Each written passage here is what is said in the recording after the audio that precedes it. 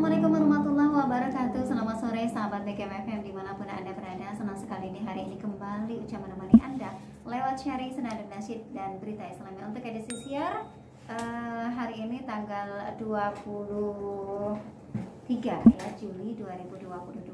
Dan Uca temani Anda 3 jam hingga nanti di pukul 20 waktu Indonesia Barat. Ragam informasi bakal kita hadirkan untuk Anda. Ada seputar agama Islam, tausiah, pembacaan suci Al-Quran, juga warta berita dari RRI Pro 3 Jakarta, serta seputar Sumatera Selatan di pukul 20 waktu Indonesia Barat. Di season pertama tausiah langsung dari narasumber kita ada Ustadz Susilo. Assalamualaikum Ustadz. Waalaikumsalam warahmatullahi. Iya, kajian kita hari ini masih membahas kitab Nasha'ihul Ibad karangan Ibnu Hajar Al-Asqalani. Iya. Baik, sahabat BKMFM, untuk hari ini masih bab Ar-Rubai atau bab yang keempat, makalah yang ke-16. Sehat ya? Alhamdulillah sehat. Baik. Kalau yang makalah ke-16 ini lebih ke mana nih, Tat? Bercerita atau bertutur pada kita tentang syiarnya iman. Jadi ada panji-panjinya iman yang ada 4 juga nanti, Mbak. Iya. Jadi bukan panji Rasulullah Bukan. Ya. Syiar itu kan bisa panji ya. Oh gitu ya. Oke, seperti apa sahabat BKMFM syiar dalam poin-poin yang nanti bakal dibahas untuk hari ini. Langsung saja kita akan dengarkan tausiah dari beliau mengupas dari kitab Nasha'ihul Ibad. Silakan Ustaz. Terima kasih Mbak Uca, jazallah Sayyidana Muhammadana khairan jazallah Sayyidana Muhammadana nama wa ahlu. Assalamualaikum warahmatullahi wabarakatuh. Waalaikumsalam warahmatullahi wabarakatuh. Alhamdulillahirabbil alamin wa bihi nasta'in wa ala umurid dunya waddin. Wassalatu wassalamu ala nabiyil karim Mustafa amin wa ba'du. Qala ta'ala fil Qur'anil karim, a'udzu billahi minasyaitonir rajim. Qalu subhanaka la ilma lana illa ma 'allamtana innaka antal alimul hakim. Wa qala alaihi salatu wassalam man nasiya sholata alayya nasiya tariqal jannah. Wa qala aidan fi haditsin akhar Allahumma faqihhu fiddin wa alih mutawil. Pendengar DBKM dimanapun Anda berada, kaum muslimin dan muslimat secangkok siar dalam ruangan relung-relung hati dan ruangan kita yang ada di rumahnya masing-masing. Sampainya suara ini, insya Allah kita semua diberkahi Allah. Dan juga untuk kita semua seperti biasa kita akan baca Al-Fatihah 1 ulang agar ilmu kita muassalah kepada mu'allif al-kitab. Dan juga sembari itu juga kita berdoa di dalam Al-Fatihah itu agar keberkahannya melimputi hidup kita yang lalu dan yang akan datang. Ala hadiniyah wa kulli niyatin sholihah wa ala manabiya salahuna sholihun ajarakumullah. Al-Fatihah. A'udzubillahi minasyaitonir rajim. Bismillahirrahmanirrahim. Alhamdulillahirabbil alamin arrahmanirrahim maliki yaumiddin. Iyyaka na'budu wa iyyaka nasta'in ihdinas siratal mustaqim siratal ladzina an'amta 'alaihim ghairil maghdubi 'alaihim waladdallin. Baik, an ba'dil hukama anna syairul iman ay a'lamahu arba'atun. Dari sebagian ahlul hikmah. Jadi di sini tidak dijelaskan pendengar siapa ahlul hikmah ini, tetapi kita pelajari. Kenapa? Karena beliau penulis kitab ini juga ahlul hikmah. Barangkali juga beliau atau siapapun yang jelas dirahasiakan dan kita hanya mempelajarinya. Dan ternyata luar biasa hikmah yang ada di dalam kitab ini. Arba'atun, ada 4. Apa sih syair? Syair itu kalau bahasa kita adalah panji-panji atau hal yang baik atau hal yang meramaikan atau hal yang memang inti dari apa yang disampaikan. Kan panji-panji itu sesuatu yang penting bagi sesuatu itu, maka disebut panji-panji atau syiar kalau bahasa kita. Dan syiar itu sudah menjadi bahasa Indonesia lah, seperti itu insya Allah. Ada berapa? Ada 4. Minal a'mal. Yang pertama adalah at-taqwa. Dan tentang takwa ini pendengar, sangat banyak ulama berpendapat. Sampai kita kalau mau berbicara tentang takwa ini sangat panjang dan luar biasa. Maka pada kesempatan yang baik ini kita tidak akan membahas pendapat-pendapat yang lain. Kita hanya fokus pada pendapat yang ada dalam kitab ini. Wahwa fit ta'ah, yang disebut takwa itu dalam urusan taat, yuradu bil ikhlas, yang dimau, yang dikehendaki dari taat yang lahir dari takwa adalah ikhlas. Jadi ikhlas itu sebenarnya juga bagian dari takwa itu sendiri. Walaupun itu ada jembatan antara takwa dengan ikhlas, yaitu taat. Jadi taat itu bagian dari takwa dan taat itu adalah ikhlas. Ikhlas dalam artian saat kita menjalankan ketaatan dan ketaatan itu timbulnya dari takwa kita, itu ikhlas. Dan nilai yang paling tinggi dari seluruh ibadah yang kita lakukan adalah ikhlas. Kemudian wa fil maksiati yuradu bihi tarku wal hadaru. Dan di dalam maksiat yang diinginkan, yang diharapkan dari takwa tentang maksiat ini adalah apa? At-tarku, yaitu meninggalkan, wal hadaru. Hadaru itu menghindari. Jadi penghindaran kita atau meninggalkannya kita dari hal maksiat itu adalah keinginan dari takwa itu sendiri. Jadi ketika ada pelajaran atau anjuran atau perintah, kita menjalankannya, kita ada ketaatan di sana, sementara ada larangan dan maksiat, kita meninggalkan dan menghindarinya. Waqilah huwa, dan dikatakan juga huwa muhafadzatu adabis syariah, yaitu menjaga adab-adab syariat. Adab-adab syariat itu apa? Adab-adab syariat itu adalah yang disyariatkan oleh agama, yang disyariatkan oleh Rasulullah, yang disyariatkan oleh Allah melalui Al-Quran atau melalui ilham-ilham yang ada di dalam diri Rasulullah. Makanya nanti pada akhirnya takwa itu juga termasuk di sini dikatakan waqilah huwa al-iktida bin Nabi sallallahu alaihi wasallam qaulan wa fi'lan.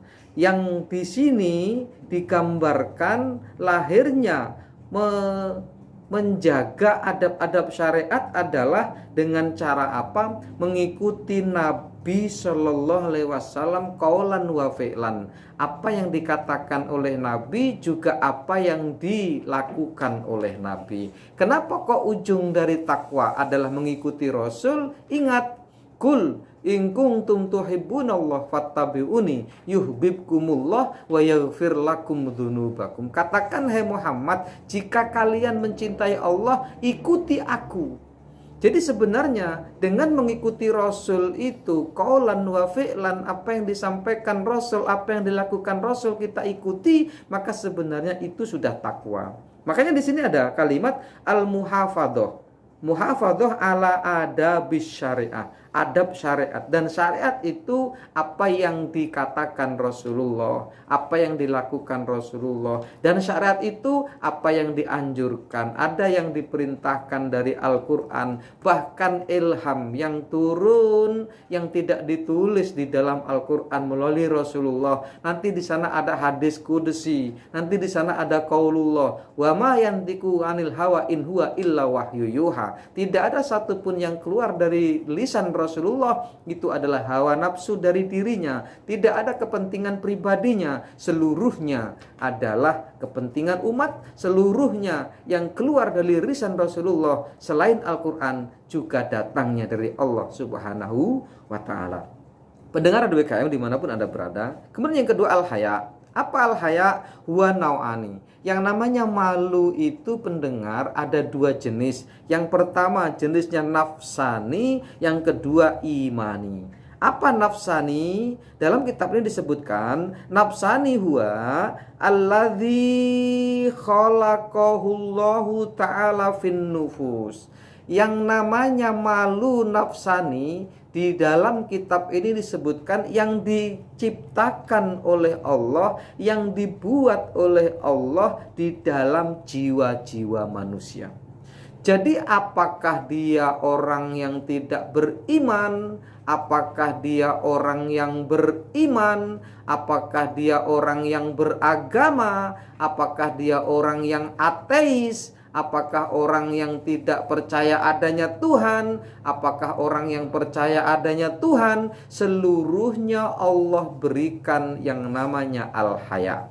seluruhnya Allah berikan yang namanya malu atau rasa malu. Bukan kemaluan, Pak.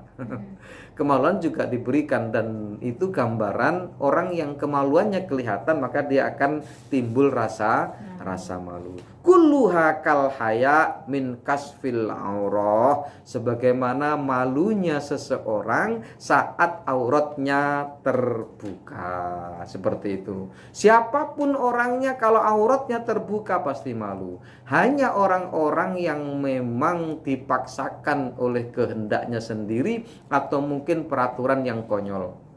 Konon ceritanya ada di beberapa negara punya semacam makha. Makha itu kalau bahasa kita tempat minum kopi, tapi bukan minum kopi, tapi minum bir. Tempat yang orang-orang kumpul, dugem, apa bahasa? Bar, tempat minuman yang wajib penghuninya telanjang. Kita nggak bisa bayangkan bagaimana orang wajib telanjang. Berarti di situ bebasnya sebebas-bebasnya. Seperti binatang lah sudah manusia itu. Tetapi di tempat itu saja, begitu keluar dari ruangan itu, orang sudah akan ada rasa malu timbul kembali.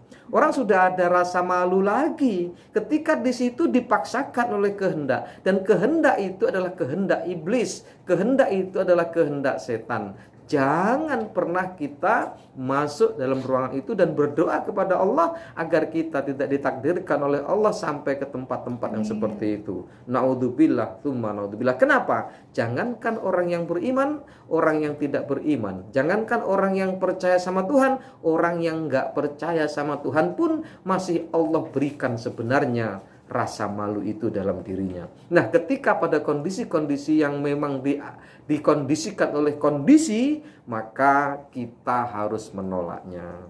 Itu contoh bahwa ada rasa malu saat aurat kita terbuka. Wal jima bainan nas, dan juga bersenggama walaupun sama istrinya di hadapan orang lain, itu juga akan timbul rasa malu. Kemudian wal imani, ada malu secara imani, maknanya adalah apa? Wahuwa an yamna al mu'mina min fi'lil ma'asi khaufan minallahi ta'ala, yaitu malu yang menyebabkan seorang mukmin tertahan dirinya untuk berbuat maksiat karena takut kepada Allah Subhanahu wa ta'ala. Ini derajat yang tinggi dari hanya sekedar diberikan rasa malu itu kepada diri masing-masing orang dan semua orang. Ternyata orang yang merasa malu saat melakukan maksiat ini derajat yang tinggi dibandingkan hanya sekedar malu karena tidak berpakaian. Seperti itu. Kenapa? Karena dia akan merasa malu kepada Allah yang menciptakannya. Saat dia melakukan maksiat walaupun tidak ada orang, dia akan merasa malu. Bagaimana ada dulu cerita tentang seorang kiai yang mencintai satu orang muridnya, dan semua muridnya protes. Kenapa Pak Kiai itu kok enggak adil? Kenapa dia hanya mencintai, hanya fokus, hanya cenderung, hanya condong kepada si santri satu itu? Kenapa dia justru hanya cinta sama satu orang saja? Apa sih kelebihannya? Protes semua murid. Tetapi protesnya mereka ini di belakang kiai. Tetapi kiai mendengar, Mbak. Akhirnya apa? Si kiai ini pengen menunjukkan pada santri yang lain alasan apa kenapa dia harus mencintai si santri yang satu ini. Suatu saat semua santrinya dipanggil dan diserahi oleh kiai itu seekor ayam dan satu ayam. Enaknya ayam aja, kalau burung sulit kan untuk nyarikannya. Ayam, dan kemudian dipegangilah satu-satu sembelihan. Apakah dia berupa arit atau sikin? Sikin itu pisau. Hai santri-santriku semua, tugas kalian hari ini adalah menyembelih ayam. Kita mau pesta menyembelih ayam ini. Setelah itu nanti kita mau masaknya. Tetapi ingat, sembelihlah ayam yang ada di tangan kalian dengan pisau yang sudah saya berikan itu di tempat yang tidak ada yang melihat. di tempat yang tidak ada orang melihatnya. Baik Pak Kiai, gampang, kata yang anak-anak yang lain tuh. Berangkatlah mereka, termasuk santri yang satu ini yang dicintai oleh Pak Kiai tadi. Berangkat mereka sampai ke tebing, ada yang sembelih. Kemudian berangkat lagi, ada sebagian yang di bawah pohon, sembelih. Ketika di tengah sawah nggak ada orang lihat, sembelih. Ketika ada yang masuk hutan, nggak ada yang lihat, sembelih. Di bawah jembatan, sembelih. Pulanglah mereka. Termasuk anak yang dicintai, yang disayang oleh Pak Kiai tadi. Kami sudah menjalankan perintah Pak Kiai ini. Semua sudah menenteng Mbak yang ayam tersembelih tadi. Nah, anehnya si santri yang dicintai tadi itu belum disembelih. Nah, lalu akhirnya ini anak kurang ajar Pak Kiai. Ada yang begitu. Karena yang dengki tadi. Ini lihat tuh, si Fulani nggak nyembelih ayamnya. Berarti dia nggak lagi menghormati Pak Kiai. Dia ini sudah nggak hormat lagi sama Pak Kiai. Lihat tuh, ayamnya masih utuh, belum disembelih. Tenang santri-santriku semua. Hai kalian sudah sembelih di tempat-tempat yang tersembunyi. Bener Pak Kiai, saya nyembelih di bawah pohon, nggak ada orang lihat. Yang satunya, saya di bawah jembatan Pak Kiai, nggak ada yang lihat. Rame pokoknya. Ketika itu rame banget. Lalu kemudian, hei Fulan, kamu sini, kenapa nggak kamu sembelih? Kemudian si santri yang disayang oleh Pak Kiai tadi jawab, saya tidak menemukan tempat satupun yang tidak ada yang melihat. Semua tempat pasti ada yang melihat. Loh, kami nggak ada yang lihat. Yang protes kawan-kawan yang lain tadi. Benar, saya tidak ada menemukan tempat yang tidak ada yang melihat. Ketika tidak ada yang melihat, hanya satu saya saja, maka ada yang maha melihat. Siapa? Allah Subhanahu wa ta'ala. Jawabannya seperti itu. Lalu Pak Kiai ngomong, inilah alasan kenapa saya menyayanginya. Karena dia sudah sampai pada makom ma'rifatullah, makom arif billah. Bahwa ini sebenarnya pelajaran ihsan yang pernah saya katakan kepada kalian. Bahwa ketika orang beribadah, dan ibadah itu bukan hanya sholat, bukan hanya zakat, bukan hanya haji, tapi aspek kehidupanmu itu seakan kamu melihat Allah. Dan saat rasa itu belum muncul, yakinlah bahwa Allah melihat engkau. Nah, anak yang saya sayangi ini makomnya sudah pada itu, bahwa merasa dilihat oleh Allah. Maka dia tidak mampu menyembelih ayam ini, dan inilah yang benar. Ini gambaran betapa anak ini atau malunya anak ini itu sudah sampai pada tataran maksiat. Bagaimana dia membayangkan kalau menyembelih ini hanya karena niat nggak dilihat oleh orang, maka Allah maha melihatnya.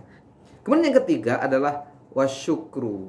Asyukru itu apa? Huwa atsana'u. Atsana'u itu apa? Memuji atau pujian. Alal muhsin. Dan pujian itu ditujukan kepada al-muhsin. Al-muhsin itu siapa? Yang berbuat baik. Jadi al-muhsan itu yang terbaiki, al-muhsin itu yang membaiki. Artinya orang yang baik itu berarti muhsin. Jadi kalau ada namanya muhsin itu berarti orang yang baik dan orang yang berbuat baik. Makanya athana ini dialamatkan, pujian ini dialamatkan kepada yang berbuat baik. Dan itu sebenarnya dalam kategori, dalam koridor, dalam ruangan yang disebut asyukru bidzikri ihsanihi. Jadi pujian kepada yang berbuat baik itu dengan diekspresikan apa? Dengan menyebut kebaikannya. Bidzikri ihsanihi. Nah, di sini dicontohkan dalam kitab fal abdu yashkurullah. Dan seorang hamba itu bersyukur kepada Allah. Kenapa bersyukur kepada Allah? Karena Allah itulah muhsin. Karena Allah itulah yang sudah berbuat baik kepada hamba tadi.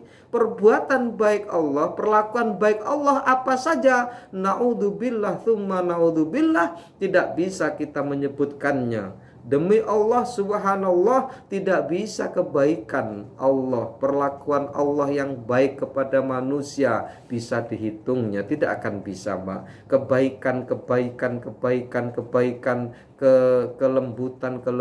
kelembutan yang diberikan Allah kepada manusia itu bila ditulis dengan tinta dari air laut dan air sungai, sementara seluruh pohonnya dijadikan penanya, maka tidak akan pernah bisa menulis kebaikan-kebaikan Allah yang diberikan kepada makhluk yang namanya manusia. Belum makhluk yang lain, manusia sajalah.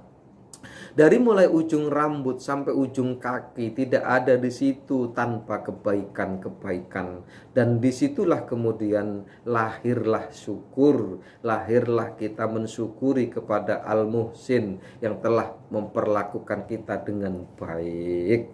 Dan di sini yusni alaihi bidzikri isanihil ladzi huwa nikmatun, dan memuji kepada Allah itu dengan terus mengingat-ingat kebaikannya, dan kebaikan-kebaikan yang diberikan Allah kepada manusia itu disebut nikmat. Tidak ada, makanya sampai di surah Rahman, Ar-Rahman ya Mbak ya. Wa bi ayyi ala rabbikuma tukadziban. Berapa kali itu Mbak diulang? Coba dihitung Mbak. Dihitung berapa kali. Pendengar coba dihitung berapa kali di surah Ar-Rahman, Fabi ayyi ala rabbikuma tukadziban. Nikmat mana lagi yang akan kamu dustakan? Gak ada. Tidak ada nikmat yang perlu didustakan. Tidak ada celah untuk mendustai nikmat Allah. Kenapa? Saking banyaknya, saking sempurnanya. Kita sebut sajalah satu saja dari nikmat yang Allah berikan kepada kita. Angin sajalah. Itu luar biasa. Andai kita suruh bayar angin, Masya Allah. Pernah ada terjadi penyakit yang menyebabkan paru-paru orang terluka hingga dia tidak bisa menghirup udara. Perlu oksigen yang masuk ke dalam paru-parunya. Berapa bayar oksigen? Oksigen yang harganya 1,5 juta itu hanya dipakai 3 jam. Berarti 1 jamnya itu 500.000. Kali saja dalam 24 jam itu berapa oksigen yang kita perlukan? Berapa Mbak? 12 juta. Setiap hari 12 juta kita harus bayar oksigen. Kalau kita paru-parunya pas nggak connect Mbak, bayangkan tuh Mbak. Itu baru paru-paru, belum yang lainnya. Kalau ginjal jenengan dipejet sama malaikat, ginjal-ginjal sampean.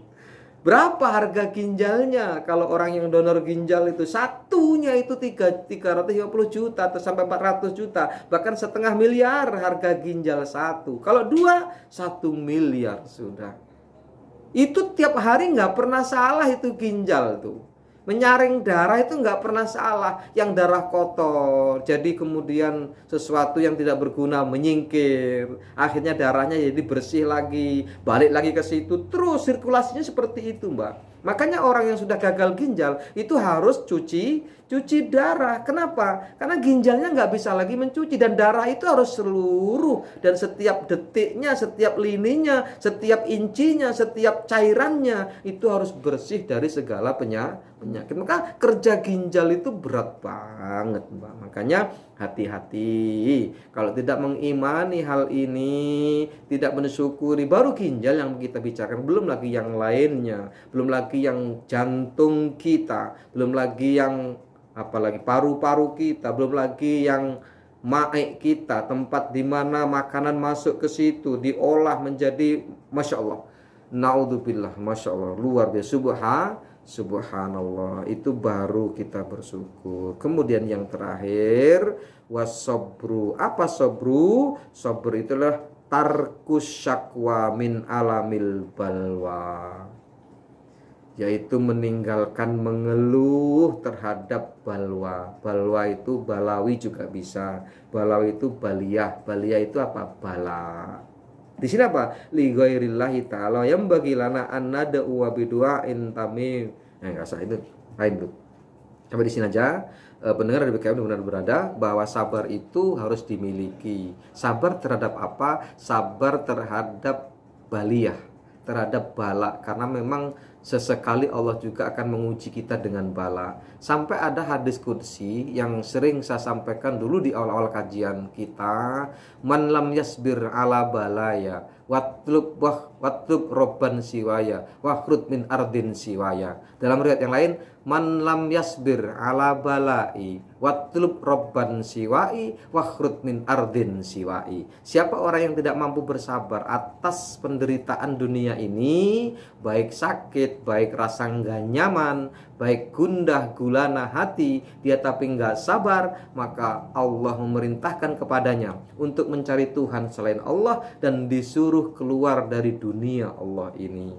Kalau kita diusir dari Martapura, kita masih bisa ke BB Peliung. Kalau kita diusir dari Indonesia, kita masih bisa ke Malaysia. Tetapi kalau kita diusir dari dunianya Allah, mau kemana Mbak?